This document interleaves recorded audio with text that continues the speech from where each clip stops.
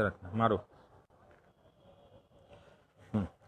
नमस्कार, स्वागत करते हैं आपका बिहार लाइव नाउ और बीडी न्यूज़ के इस लाइव सेशन में। सबसे पहले आप तमाम दर्शकों को शुभ संध्या, गुड इवनिंग। आप तमाम दर्शकों का बीडी न्यूज़ और बिहार लाइव नाउ में खैर मकदम करते हैं, स्वागत करते हैं और चर्चा करेंगे ठंड के इस मौसम में तिरहुत का जो राजनीतिक बाजार गर्म है। चुनाव संपन्न होने के बाद तिरहुत उपचुनाव में आखिर जीत का सेहरा किनके सर पे बंधेगा, कौन होगा तिरहुत का सिकंदर। 17 उम्मीदवारों के बीच कड़े मुकाबले में तिरहुत उपचुनाव संपन्न होने के बाद अब 9 दिसंबर को मतगणना होना है और अभी हम उसी मतगणना स्थल पे हैं, MIT के परिसर में, जहां मतगणना स्थल बनाया गया है। और आज एग्जिट पोल को लेकर के, जो एग्जिट पोल के विषय में हम लोग बात करेंगे कि आखिर तिरहुत का जो समीकरण इस बार दिख रहा है, तिरहुत का समीकरण जो बताया जा रहा है, कौन होगा सिकंदर। चर्चा करने के लिए हमारे साथ मुजफ्फरपुर जिले के वरीय पत्रकार मुकेश चौरसिया है। स्वागत करते हैं चौरसिया जी आपका। और ठंड का मौसम है, बिल्कुल बिल्कुल दीजिए और जी। इस मौसम में राजनीतिक सरगर्मी बढ़ी हुई है। बिल्कुल। पहले तो शुरुआत हम यहाँ से करना चाहेंगे कि लगभग 1,54,000 के करीब में मतदाता तिरहुत क्षेत्र चारों जिला में थे। मतदान की प्रतिशत काफी कम दिखी है। बिल्कुल, जागरूकता की कमी के कारण ये हुआ है दिलजीत जी। और सबसे पहले नमस्कार करेंगे, आपका धन्यवाद करेंगे। और दिलजीत जी ने भी कुछ बहुत अच्छा समीकरण निकाला है चुनाव के बाद, और हमारा भी समीकरण, इसीलिए हमने इसे BD news Bihar live now का महा एग्जिट पोल नाम दिया। तो जो आपने कहा कि प्रतिशत कम हुआ, देखिए सरकार की तरफ से या इलेक्शन कमीशन की तरफ से जो तिरहुत के चुनाव होते हैं उसमें जागरूकता की कमी हमेशा देखने को मिलती है। आम चुनाव की तरह होना चाहिए था लेकिन नहीं हो पाया। लेकिन इस बार के चुनाव में लालसा दिखी लोगों के बीच में। ये चुनाव सड़क पर दिखा जो कभी सड़क पर नहीं दिखता था। हाँ, प्रतिशत काफी कम रहा। और उसमें सबसे बड़ा अगर प्रतिशत की कमी की बात कहें तो मुजफ्फरपुर जिले में इसके प्रतिशत में बहुत गिरावट आई। वो 45% तक भी नहीं पहुंच पाया। तो ये एक दुखद बात है उन लोगों के लिए, आप लोगों के लिए जो वोटर हैं तिरहुत स्नातक क्षेत्र के। आप अपने हक और अधिकार की लड़ाई ठीक से नहीं लड़ पाए। खास तौर पर अगर एक दो चीज और चुभने वाली मैं बताऊंगा दिलजीत आपको, कि आम चुनाव में तो होता था कि जातीय समीकरण है, पैसा है, ये सारी चीजें आम चुनाव में देखने को मिलती थी। लेकिन यहाँ ग्रेजुएट कंस्टिट्यूएंसी का चुनाव, स्नातक जो हैं वोटर होते हैं, वो भी जातीय समीकरण में फंसते हुए दिखे, पैसों के पीछे भागते हुए दिखे। तो ये बड़ी दुखद बात हो जाती है जब स्नातकों के चुनाव में ऐसा होता है। तो निश्चित रूप से परसेंटेज जो कम रही, लेकिन आपने जैसा कहा कि इस बार उत्साह कम दिखी या फिर वोटरों में जागरूकता कम रही, लेकिन और चुनाव जो हुए हैं इससे पहले उसकी अपेक्षा जो इस बार का चुनाव रहा, वोटरों की संख्या में भी इजाफा हुआ और वोटर वोट के प्रति जागरूक थे। लेकिन घर से नहीं निकलने का 2 कारण हमको जो समझ में आता है। जो गांव के वोटर शहर में रहते थे, उनको साहेबगंज, पारू के जो रहने वाले थे या अदर जो प्रखंड के ब्लॉक के रहने वाले थे, उन्होंने देखा कि अब हमको वोट डालने जाना पड़ेगा अपने गांव, अपने प्रखंड। एक दिन जो शिक्षा से जुड़े हुए, मान लीजिए कोई प्राइवेट टीचर है, कोई नौकरी पेशा वाले व्यक्ति है, तो उन्होंने जाना उचित नहीं समझा। लेकिन मतदान करना चाहिए, अधिकार मिला है। खैर, बिल्कुल, दो कैंडिडेट्स ने इसमें शिकायत भी की चुनाव के दिन। आपको बताएं कि डॉक्टर विनायक गौतम जो जनसुराज के प्रत्याशी थे, उन्होंने भी शिकायत की कि प्रखंड बदल दिया गया। अब प्रखंड बदल दिया गया, बोचहा वाले को आप कांटी भेज रहे हैं, कांटी वाले को आप मुशहरी की तरफ भेज रहे हैं। तो ये दूरी बढ़ गई, जिसके कारण लोगों में कम उत्साह देखने को मिला। आज अपने पैसे लगाकर कोई भी नहीं जाना चाहता, खास तौर पर ये इस चुनाव में वोट नहीं करना चाहते। तो ये साफ देखने को मिला। चलिए अब चर्चा करते हैं कि आखिर तमाम दावे, तमाम वादे चुनाव में कश्मकश की स्थिति और काफी टफ चुनाव इस बार का दिख बिल्कुल। रहा था। दलीय उम्मीदवार जेडीयू की 22 वर्षों की परंपरागत सीट जिसे कब्जा बरकरार रखने के लिए जेडीयू चुनाव लड़ रही है। राजद इस सीट पे आतुर है और जन सुराज जो 2-3 महीने की नई पार्टी उनके उम्मीदवार हामी भर रहे हैं और कई निर्दलीय प्रत्याशी चुनावी मैदान में हैं। बिल्कुल। क्या देखते हैं, किस प्रकार देख रहे हैं? देखिए 17 प्रत्याशियों में हालांकि 18 प्रत्याशी थे, एक प्रत्याशी जो राजेश कुमार रोशन थे उनकी दुखद मौत हो गई, तो हालांकि उसमें लिस्ट में 18 प्रत्याशी थे, वो हमने जब आपने भी वोट किया होगा तो देखा होगा। 17 प्रत्याशियों में 6 प्रत्याशी, देखिए कोई कह रहा है कि ये त्रिकोणीय चुनाव हो गया, दो कोणीय तो नहीं रहा ये चुनाव। बिल्कुल ये स्पष्ट है कि दो कोणीय नहीं रहा। और कितने लोगों ने एनडीए और राजद के खेल को बिगाड़ने का भी काम किया। जो प्रमुख जो दो महागठबंधन है, एनडीए और महागठबंधन, इन दोनों को कई लोगों ने बिगाड़ने का काम किया है। उसमें हम लोग 6 प्रत्याशियों के नाम की चर्चा करना एकदम इंपॉर्टेंट है, जिसमें आप देखिए 5 प्रत्याशी, हालांकि सबकी लड़ाई किससे थी? जो सीट जिनकी थी, जिनकी निवर्तमान की सीट थी, एनडीए की सीट थी, सबकी लड़ाई अभिषेक झा से थी। तो अभिषेक झा की लड़ाई मतलब एनडीए की लड़ाई सारे लोगों की थी। अब इसमें हम 6 प्रत्याशी इसीलिए बोल रहे हैं, नाम भी बताएंगे कौन कौन प्रत्याशी हैं वो। एक तो अभिषेक झा है जिनसे सबकी लड़ाई चल रही है। दूसरे प्रत्याशी महागठबंधन के हैं गोपी किशन, वो भी एक प्रमुख दावेदार थे इस सीट पर। तीसरे प्रत्याशी जो हैं जनसुराज के डॉक्टर विनायक गौतम।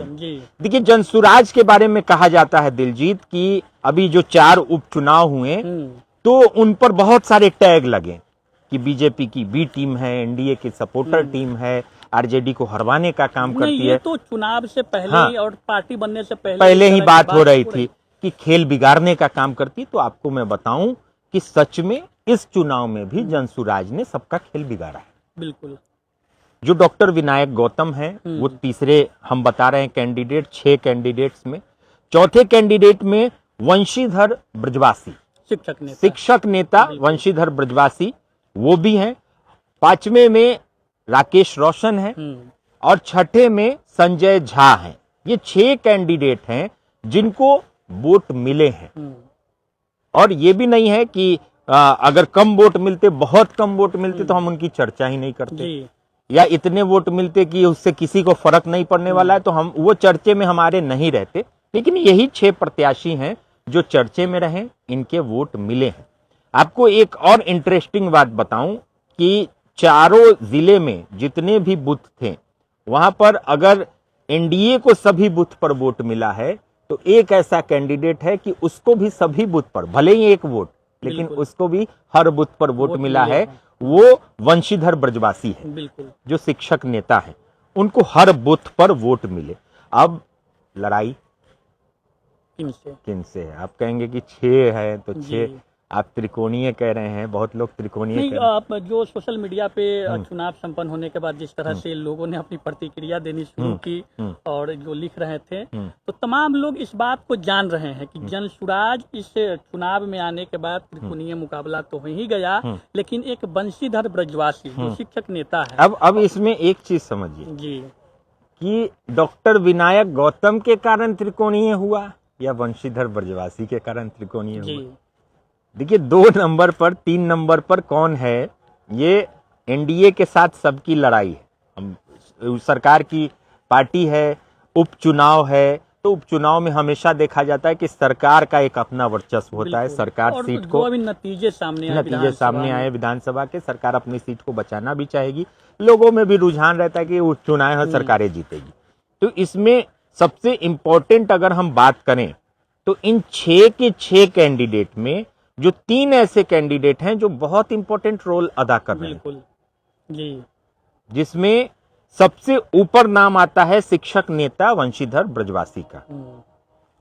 कह रहे हैं, वंशीधर तो खुद कह रहे हैं कि बहुत ज्यादा, वो बोल रहे हैं कि 40-45 हजार शिक्षक वोटर हैं, लेकिन हमारे आकलन के हिसाब से 40-45 हजार नहीं, वो 25 हजार के नीचे शिक्षक वोटर हैं। लेकिन सबसे बड़ी चीज है कि वोटिंग प्रतिशत को देखते हुए आप उसको आधा कर सकते हैं।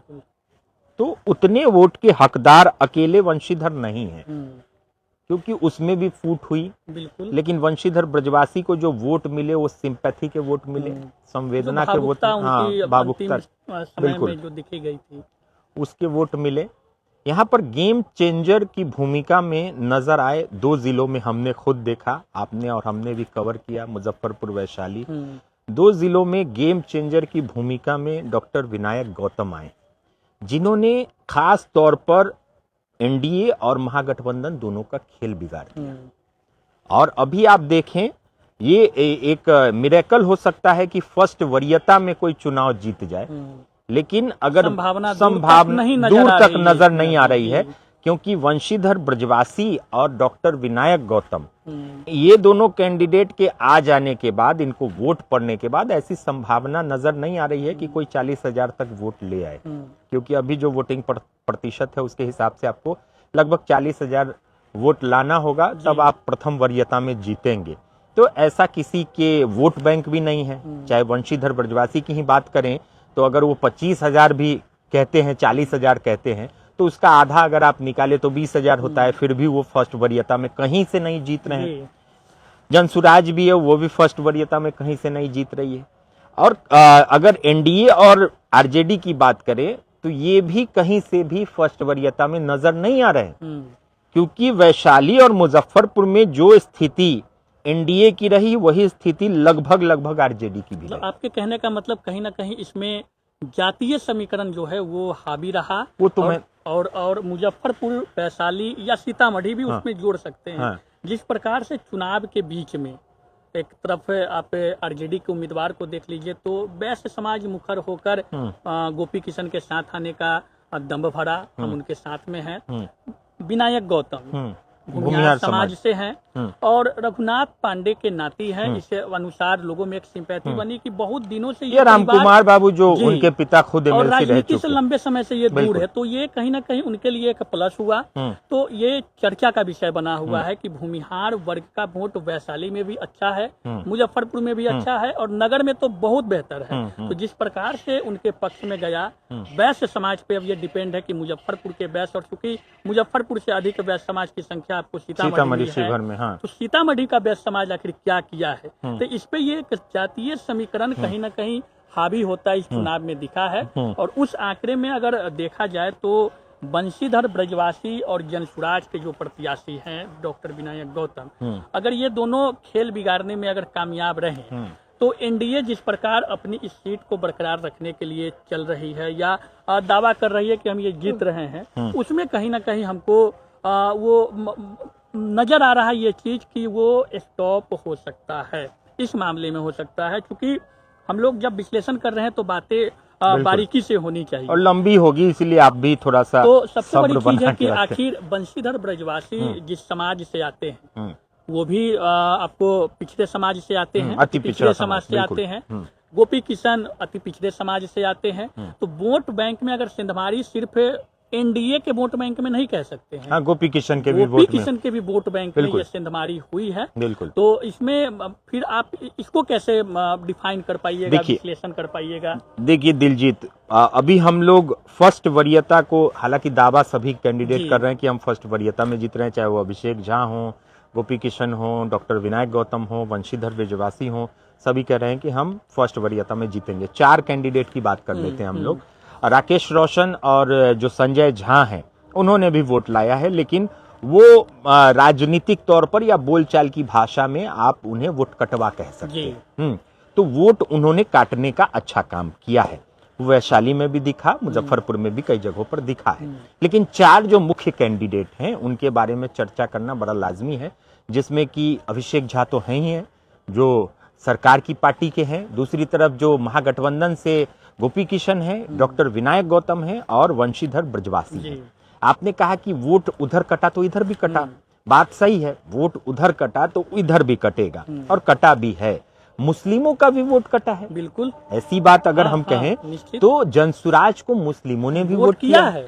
जनसुराज पार्टी को मुस्लिमों जो प्रशांत किशोर का अपना एथिक्स है, उनके जो भाषण चलते हैं, तो उससे मैंने देखा कि बहुत सारे मुस्लिम वोटर जो हैं वो प्रभावित थे, क्योंकि शिक्षितों का चुनाव है, स्नातकों का चुनाव है, जो एजुकेशन को देखता है, जो ग्रेजुएट है और जिसको ग्रेजुएशन में इतनी परेशानी हुई 5-5 साल लगे, तो उन लोगों का चुनाव था। तो ये भी देखने को मिला कि मुस्लिम ने भी दिया जनसुराज को, तो किसको कमजोरी हुई?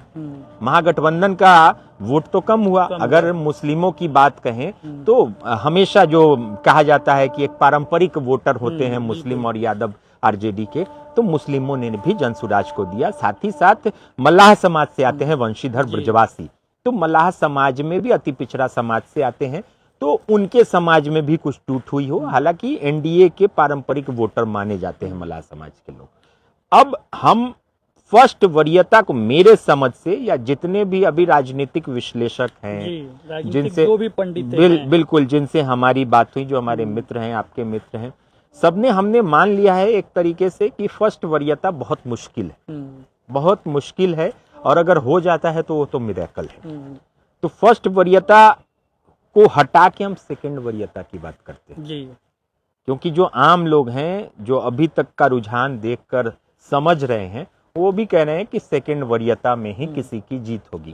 तो आप समझें कि सेकंड वरीयता में अब इन 6 कैंडिडेट को फिर हम लाते हैं जी। तो इन 6 में से किसके वोट से फायदा होगा सेकंड वरीयता? अगर विनायक गौतम के सेकंड वरीयता में कोई है तो क्या उससे अभिषेक झा को फायदा हो सकता है? नहीं हो सकता है जी। या गोपी किशन को हो सकता है? नहीं हो सकता है। वंशीधर ब्रजवासी का जो सेकंड प्रेफरेंस का वोटर होगा, जो वोट होगा, उससे सबको फायदा होगा। क्योंकि अगर हम वोटिंग की हालत अभी देखें, वोटरों के वोट को देखेंगे, तो निचले सबसे नीचे के जो वोटर कैंडिडेट होते हैं, उनके वोटरों को सेकंड वरीयता के वोटर को जोड़ा जाता है।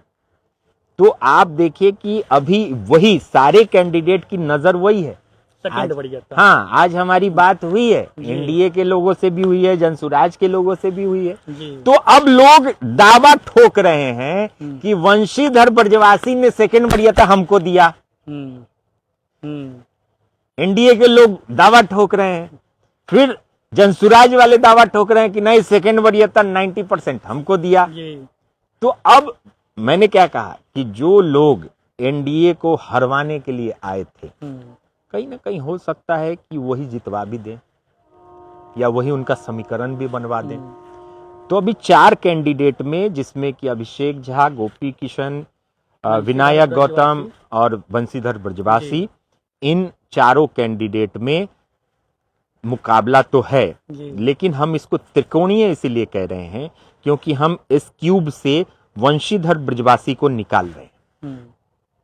इस क्यूब में त्रिकोणीय में लड़ाई में अभिषेक झा हैं, डॉक्टर विनायक गौतम है और गोपी किशन है। वंशीधर ब्रजवासी आउट हो जाते हैं। आप ये समझे, त्रिकोणीय लड़ाई यहां पर बन जाती है। और वंशीधर ब्रजवासी के जो सेकंड प्रेफरेंस के वोट होंगे, वो किसको जुड़ जाते हैं? लीडिंग पोजीशन में फर्स्ट प्रेफरेंस में कौन रहता है?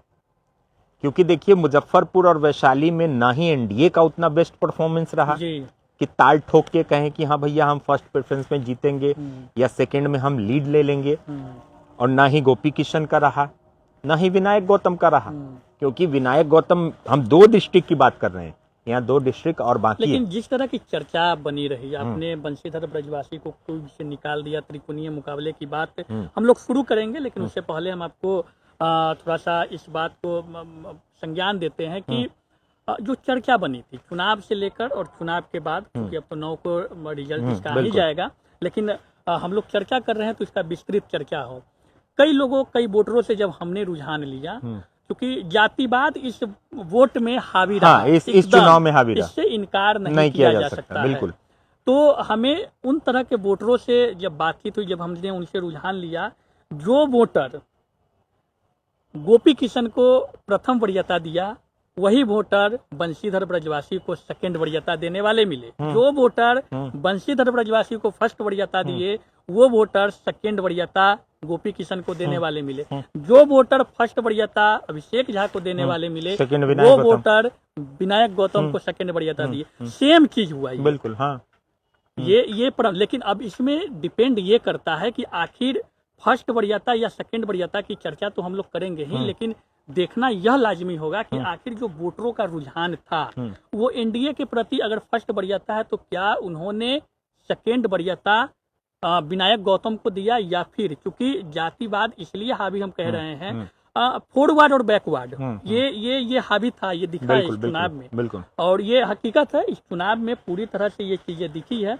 तो जरूरी ये भी नहीं है कि जो वोटर अगर विनायक गौतम को फर्स्ट वरीयता दिए है वो राकेश रोशन को दिए हो या किसी को दिए, क्योंकि वो लीडिंग कैंडिडेट को दिए हैं। बिल्कुल। और जो सरकार में बैठे हैं उनको दिए हैं। इसलिए इस बात को आपने जो बताया कि जो ये त्रिकोणीय मुकाबला होगा, एकदम होगा। हम फिर से लाते हैं राकेश रोशन, संजय झा। जो लोग इनको फर्स्ट वरीयता दिए उन्होंने सेकेंड वरीयता एनडीए के प्रत्याशी को दिया है। बिल्कुल। तो इस स्थिति से आप यह कह सकते हैं कि अभिषेक झा इस लड़ाई में मजबूत दिख रहे हैं, सबसे मजबूत दिख रहे हैं। बिल्कुल। और लेकिन जो वोटर फर्स्ट वरीयता अगर संजय झा या राकेश रोशन या विनायक गौतम को दिए, उनके वोटर इनमें टर्नअप हुआ सेकंड वरीयता में, लेकिन वो गोपी किशन और ब्रजवासी के साथ ये चीज इन्हीं दोनों में रह गया। ये दूसरे के साथ बहुत कम दिखने को मिला। दिलजीत, मैं तो बार बार कह रहा हूँ जी कि एनडीए से सबकी लड़ाई है, तो आप समझ लीजिए एनडीए तो पहले नंबर पर है ही है। अब दूसरे नंबर की लड़ाई चल रही है जी, कि दूसरे नंबर पे डॉक्टर विनायक गौतम आएंगे या गोपी किशन आएंगे या ब्रजवासी आएंगे। लेकिन ब्रजवासी को हमने क्यूब से निकाला है अभी। क्यों? क्योंकि जो अगर वोट मास वोटर की हम लोग बात करते हैं, तो अगर वंशीधर ब्रजवासी की हम लोग बात करें तो वंशीधर ब्रजवासी शिक्षक नेता हैं जी। शिक्षकों के वोट पर ही वो आ भर रहे थे कि हाँ शिक्षक हमारे साथ हैं। वोटिंग प्रतिशत आप देख लीजिए, 50% वोट हुआ है। तो उस वोटिंग प्रतिशत को और उनके जो वोटर हैं वो गिने चुने हैं। उनके वोटर, यहाँ तो सारे वोटर गिने चुने हैं, 1,55,000 लगभग वोटर हैं, तो वो गिने चुने वोटर हैं। लेकिन वंशीधर ब्रजवासी के जो वोटर हैं वो एग्जैक्ट फॉर्म में एक रेशियो में है। बिल्कुल। तो हम इनको इसीलिए आउट कर रहे हैं क्योंकि आप उतनी संख्या आपके वोटरों की नहीं है। अब आ जाइए 3 लोग हैं, जिसमें अभिषेक झा तो हैं ही हैं जो एनडीए कैंडिडेट है, गोपी किशन है जो महागठबंधन के कैंडिडेट हैं, और तीसरे कैंडिडेट जन सुराज के कैंडिडेट। अब चारों डिस्ट्रिक्ट के हम चुनाव को देख लें, मुजफ्फरपुर और वैशाली में न ही अभिषेक झा का उतना बेस्ट परफॉर्मेंस रहा, न ही गोपी किशन का उतना बेस्ट परफॉर्मेंस रहा। लेकिन यहाँ पर डॉक्टर विनायक गौतम का परफॉर्मेंस एवरेज कहें या फिर अच्छा कहें, ये देखने को मिला, दोनों से बेहतर देखने को मिला। अब रह गई बात 2 और जिले हैं, सीतामढ़ी और शिवहर। शिवहर में इतने कम वोटर हैं कि उनके वोट से किसी को कोई फर्क नहीं पड़ने वाला। रह गई सीतामढ़ी की बात, तो सीतामढ़ी में नेक टू नेक फाइट हुई है जेडीयू और आरजेडी में, महागठबंधन में। वहां पर 2 बिल्ली की लड़ाई में एक समझदार बंदर का काम किया है विनायक गौतम ने। जो भी वोट विनायक गौतम को वहां से मिलेंगे, इन दोनों की लड़ाई का फायदा या फिर जातीय समीकरण में उनको वहां से मिल रहे हैं। तो आप ये समझें कि अब जो दूसरे नंबर पर लड़ाई होगी वो लड़ाई गोपी किशन और डॉक्टर विनायक गौतम की है जी। इन दोनों के बीच में अब फाइट हो रही है कि दूसरे नंबर पर आएगा कौन। अरे भैया, दूसरे नंबर पर आएंगे तभी तो पहले नंबर से लड़ेंगे। बिल्कुल। और इस चुनाव में क्या होता है, प्रथम वरीयता में जिसको जितने वोट मिलते हैं, मान लीजिए कि 40,000 नहीं मिल पाया, 30,000 अगर एक कैंडिडेट को वोट मिल रहा है, और तो 30,000 प्लस उसको आगे जितने मिलेंगे वो उससे लीड करता रहेगा। तो आपको पहली वरीयता में भी अच्छा वोट लाना होगा। शहरी क्षेत्र में जो वोटिंग हुई है बहुत कम हुई है। शहरी क्षेत्र की आप बात करें, 23,500 लगभग वोटर हैं और महज 7,000 वोट हुई है। परसेंटेज तो खैर हर जगह की कम दिखी है जी। तो सरकार के प्रति नकारात्मकता भी एक बहुत बड़ी चीज होती है अगर वोटिंग प्रतिशत कम हो जाता है। 20 साल से देवेश चंद्र ठाकुर इस सीट पर रहे हैं, उसके मालिक रहे हैं। हालांकि उनका दावा है कि हमारा जो समीकरण है, हमारा जो अपनी स्ट्रेटेजी है, हमारे जो वोटर हैं वो हमारे हैं, जी। 20 साल का तजुर्बा है। और यहाँ पर उन्होंने कहा कि मेरे अंगने में तुम्हारा क्या काम है। जी। सही बात है, अब 20 साल आप रेंट पर भी रहते हैं तो मालिक समझने लगते हैं, जी। तो वो थोड़ा सा आएगा उनके अंदर गुमान। अब उस स्ट्रेटेजी को गोपी किशन ने तोड़ा या नहीं तोड़ा, विनायक गौतम ने तोड़ा या नहीं तोड़ा। जी। देखिए, विनायक गौतम अगर तीसरे पोजीशन पर भी रह जाते हैं तब भी उनकी हार नहीं। अगर वो किसी को हरवा भी देते हैं तब भी वो जीत जाते हैं ऑटोमेटिक, क्योंकि ये तमगा 4 उपचुनाव में 2 में मिल चुका है उनको, जनसुराज को, जो बीजेपी महागठबंधन ने कहा कि इसने हमें हरा दिया। तो वो चीज यहां पर आप देखें कि अब नीचे कौन रहेगा, क्या गोपी किशन नीचे रहेंगे या विनायक गौतम नीचे रहेंगे।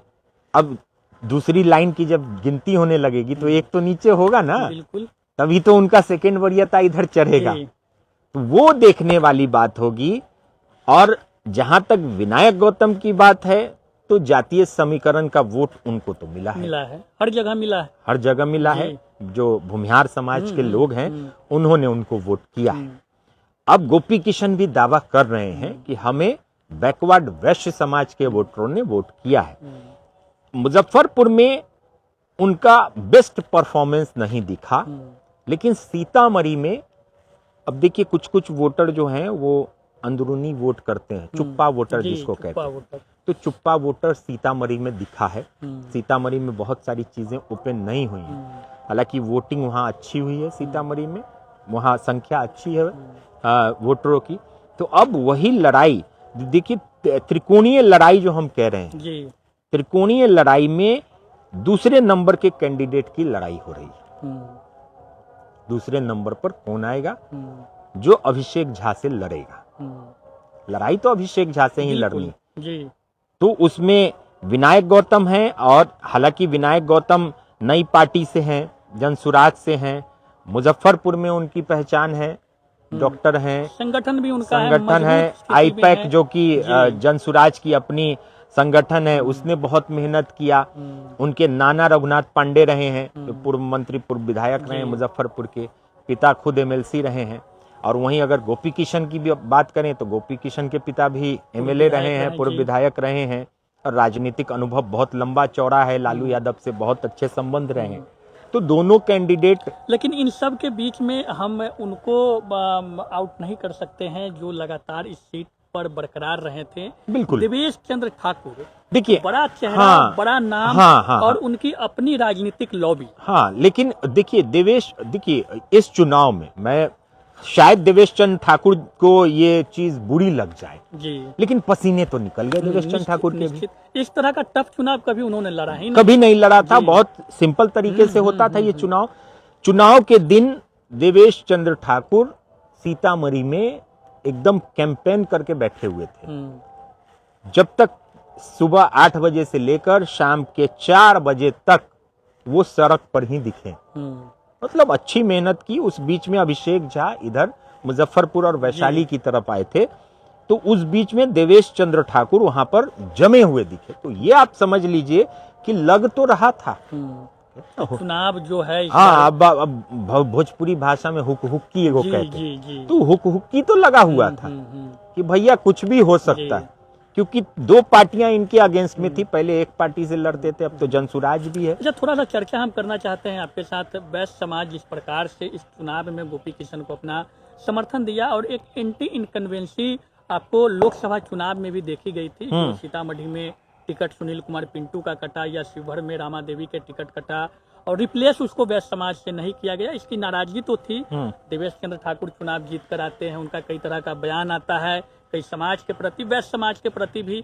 तो इन सब का क्या इफेक्ट इस उपचुनाव में दिखेगा, या फिर वैश्य समाज क्योंकि एनडीए का कोर वोटर कहलाता है, ये ठीक है कि वैश्य समाज जिस प्रकार से हामी भरी, हुंकार भरा कि वैश्य समाज गोपी किशन के साथ जाएगा, लेकिन जिस प्रकार से परंपरागत वो वोटर रहे हैं एनडीए के, आपको क्या लगता है 80, 70, 60, 50 या 40-60 का रेशियो क्या देखिए, मुझे लगता है कि आम चुनाव की तरह ये नहीं हुआ। जी। आम चुनाव होता तो हो सकता था कि उसमें 50% से एवब कट जाते। जी। पारंपरिक वैश्य जो वोटर होते हैं वो एनडीए के वोटर होते हैं, लेकिन वैश्यों ने इस बार बहुत मेहनत की। जी। रितु जायसवाल खुद यहाँ पर कैंपेनिंग कर रही थी। साथ ही साथ जो वैश्य समाज के नेता हैं, चाहे वो किसी भी पार्टी से हों, बीजेपी से हों, जेडीयू से हों, किसी भी पार्टी से हों, सबने समर्थन किया गोपी जी। किशन का। तेजस्वी यादव ने पहली बार वैश्य कार्ड खेला जी। तिरहुत चुनाव में, और अगर ये वैश्य कार्ड इसीलिए खेला तेजस्वी ने क्योंकि तेजस्वी को भी पता है कि भैया ये हमारे वोटर तो है नहीं, लेकिन ये कहते हैं ना जैसे भूमिहारों का कार्ड खेला था तेजस्वी यादव ने, वो फेल हो गया। तो एक वैश्य कार्ड भी खेल के वो थोड़ा सा महसूस करना चाह रहे हैं कि हमारे कि साथ हमारे साथ जुड़ पाते हैं या नहीं जुड़ पाते हैं। अगर नहीं जुड़ेंगे तो विधानसभा के चुनाव में फिर ध्यान नहीं देंगे जैसे नहीं देते थे वैश्यों पर। तो वही स्थिति है। और इस बार अगर आप कह रहे हैं कि क्या हुआ, कितना प्रतिशत हुआ, मेरी समझ से जो इच्छा थी, जो इनके प्रत्याशी को या पार्टी को जो अनुमान था, जी। उतना बेटर परफॉर्मेंस वैश्यों का नहीं हुआ। आप 50% भी अगर होते तो एक ये कहा जा सकता था कि चलिए मजबूत कड़ी है और वैश्यों ने इनका अच्छा सपोर्ट किया। हमारी वैश्य नेताओं से बात हुई चुनाव के ठीक बाद, उनसे जब हमने बात किया तो वो भी उतने संतोषजनक नहीं दिखे। वो आश्वस्त नहीं थे कि हाँ भाई हमारे पक्ष में 60-70% वैश्य आए, ऐसा कुछ भी अनुमान नहीं लगाया गया। लेकिन इसमें एक चीज और कही जा रही है जो कैंडिडेट की तरफ से भी कहा जा रहा है या उनके वरिष्ठ लीडरों की तरफ से कहा जा रहा है कि चुप्पा वोटिंग। लेकिन वैश्य समाज का जो समीकरण अपना था वो सिर्फ वैश्य समाज का नहीं था, अति पिछड़ी जातियों को साधने की थी। और अति पिछड़ी जाति में जो भी वैश्य के अलावा अन्य समाज जो आता है उनको साधने की वो जो कोशिश थी, उन कोशिशों पे पानी फेर दिए बंशीधर ब्रजवासी। बिल्कुल, अति पिछड़ा वोट को साधने की कोशिश थी, क्योंकि मल्लाह समाज को अगर हम देखें तो वो एक बड़ा वोट बैंक रहा है। मुजफ्फरपुर लोकसभा में भी आप देखते हैं तो तिरहुत में उनकी संख्या ठीक ठाक है। और वंशीधर, देखिए वंशीधर ब्रजवासी की अगर हम बात करें तो मुझे बहुत जगहों पर कास्ट फैक्टर नहीं दिखा उनके वोटरों में, क्योंकि उनके वोटरों में मैंने मुस्लिमों को भी देखा, ब्राह्मणों को भी देखा, जो बुद्धिजीवी थे। और एक चीज मुझे लगी कि लोग कह रहे थे कि जिसको नौकरी से निकाल दिया गया, जिसको बर्खास्त कर दिया गया, तो एक सेंटिमेंटल वोट उनको पड़ा है। और बहुत हद तक अगर आप कहें प्रतिशत में इसको देखें तो 30 से 40% लोग वंशीधर ब्रजवासी के ऐसे वोटर थे जो जात पात से ऊपर थे। वंशीधर के कैरेक्टर को और उनके जो सिंपैथी को देखकर उन्होंने वोट किया। लेकिन वैश्यों में वो चीज, और इस बार अगर परसेंटेज कम होने की बात भी कहें आप तो कुछ प्रतिशत वैश्यों में कम वोट गिरी, जिसके कारण ये प्रतिशत भी, क्योंकि मुजफ्फरपुर में अगर भूमिहार हैं तो वैश्यों की संख्या भी बहुत ज्यादा है। तो वैश्यों में उतनी जागरूकता नहीं दिखी, उतना लगन नहीं दिखा कि हम वोट गिराएंगे। लेकिन सीतामढ़ी में अच्छी लड़ाई दी है गोपी किशन ने अभिषेक झा को, और अच्छी लड़ाई नहीं होती तो देवेश चंद्र ठाकुर को रोड पर नहीं आना पड़ता। जी बिल्कुल। और वोटरों को समझाना नहीं पड़ता। बहुत सारी चीजें उस दिन भी निकल के आई कि उन्होंने वोटरों को समझाया भी है, जा जाकर बताया भी है कि आप वोट कीजिए। तो मेहनत करनी पड़ी। इसका मतलब कि सीतामढ़ी में अच्छी लड़ाई। अब शिवहर, हालांकि शिवहर में उतना वोट का कोई मतलब नहीं, वोट बहुत कम है। शिवहर में राकेश रोशन को भी वोट पड़े हैं। तो अगर आप समझे कि 4000 के आसपास वोट है शिवहर में, तो उस वोट से ज्यादा कुछ फर्क नहीं पड़ेगा। लेकिन वहां 4 दावेदार ऑलरेडी दिखे, जिसमें राकेश रोशन को भी वोट पड़ा है, अभिषेक झा को भी वोट पड़ा है, गोपी किशन को भी वोट पड़ा है और विनायक गौतम को भी वोट पड़ा है। तो 4-4 हैं। अब 4000 में 1-1000 आप दे दीजिए ज्यादा से ज्यादा, और छोटे मोटे भी प्रत्याशी हैं। तो इस चुनाव में अभी तक हालांकि बहुत लोग साफ नहीं कर पा रहे हैं कि क्या होगा नहीं होगा। वो इसीलिए साफ नहीं हो पा रहा है जो आपने वैश्य की बात की। अगर वैश्य का फिगर, एग्जैक्ट फिगर आ जाए, हालांकि एग्जैक्ट फिगर अभी किसी का आया नहीं, लेकिन वैश्य का एग्जैक्ट फिगर कि वैश्यों ने वोट कितना प्रतिशत दिया है, उस हिसाब से फिर फिगर निकल पाएगा। लेकिन अगर लड़ाई में आप कहें तो 3 लोग हैं और मुझे लगता है कि विनायक गौतम और गोपी किशन, सेकंड और थर्ड की लड़ाई इन दोनों में लड़ाई है। अब सेकंड जो हो जाए वो अभिषेक झा से लड़ाई लड़ेंगे। नजदीकी लड़ाई है, इसीलिए हमने कहा कि और बहुत ज्यादा का डिफरेंस नहीं होगा कि आप कहेंगे कि 10,000, 15,000, 12,000, वो नहीं होने जा रहा है जी। वो होने ही नहीं जा रहा है, बहुत कम का डिफरेंस है। इसीलिए लोगों को थोड़ा सा इसमें अभी संकोच है, लोग कैलकुलेट नहीं कर पा रहे हैं। लेकिन वोट जो हमने भी सबने उम्मीद की थी कि जनसुराज की नई पार्टी थी, नए कैंडिडेट थे, राजनीति का र नहीं जानते हैं डॉक्टर विनायक गौतम, वो तो डॉक्टर हैं, लेकिन परफॉर्मेंस अच्छी रही और मतलब वोट लाया है उन्होंने। गोपी किशन जो कि महागठबंधन के उम्मीदवार हैं, वोट उनको मिले हैं और एनडीए में तो वोट मिले ही मिले हैं। तो लड़ाई तो अभिषेक झा से ही लड़नी है। अब कौन लड़ाई में आके दूसरे नंबर पर झंडा गाड़ेगा जी 9 तारीख को पता चल बिल्कुल। जाएगा। और जो सेकेंड स्थान पे अपना झंडा गाड़ेगा उन्हीं की लड़ाई, जो फर्स्ट। और गोपी किशन ये देखिए वंशीधर ब्रिजवासी, एक बार और हम बताएं कि हो सकता है वंशीधर जी को बुरा लगे, वो कहें कि हमको आउट क्यों कर दिया, जी। हम हैं तीसरे नंबर। इसीलिए आउट हमने किया क्योंकि अगर वोटरों की संख्या देखें, हर वोटर अपना अपना दावा ठोकता है, हर कैंडिडेट दावा ठोक रहा है कि हमको इतना वोट आया होगा।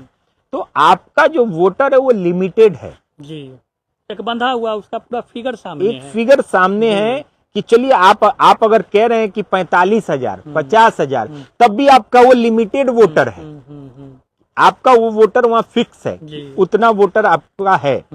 अब उसमें जो 50% पोलिंग हुई है तो हम तो सबको आधा करेंगे। अब यही है, देखिए इसमें एक और मैं आपको बताऊं कि 50% पोलिंग हुई है, लेकिन अब ज्यादा पोलिंग उस 50% में किसकी हो गई उस पर भी डिपेंड करता है। हो सकता है अब हम कैलकुलेशन करने के लिए सबको आधा करते हैं, लेकिन हो सकता है कि ठीक है आधा नहीं 70% वंशीधर ब्रजवासी को आ गया हो, फिर भी वो उतने नजदीक नहीं है कि आप सेकेंड वरीयता या फर्स्ट वरीयता में आए। और सेकेंड वरीयता में हम इसीलिए उनको नहीं रख पा रहे हैं क्योंकि जैसा आपने कहा कि गोपी किशन को जिसने दिया फर्स्ट वरीयता उसने सेकेंड वरीयता इनको दिया। तो मुझे नहीं लगता है कि गोपी किशन या विनायक गौतम को आप इतना ये कर दें कि उनका वोट नीचे से ऊपर जुड़े। तो 3 कैंडिडेट इसीलिए त्रिकोणीय संघर्ष है। तो अगर राकेश रोशन की अगर आप बात करते हैं या संजय झा की बात करते हैं तो होता कि चलो उनका वोट ऊपर जुड़ जाता है। जी निश्चित। अब आइए बात करते हैं 2 कैंडिडेट की, लास्ट में बात कर लेते हैं संजय झा। ब्राह्मण समाज से आते हैं संजय झा।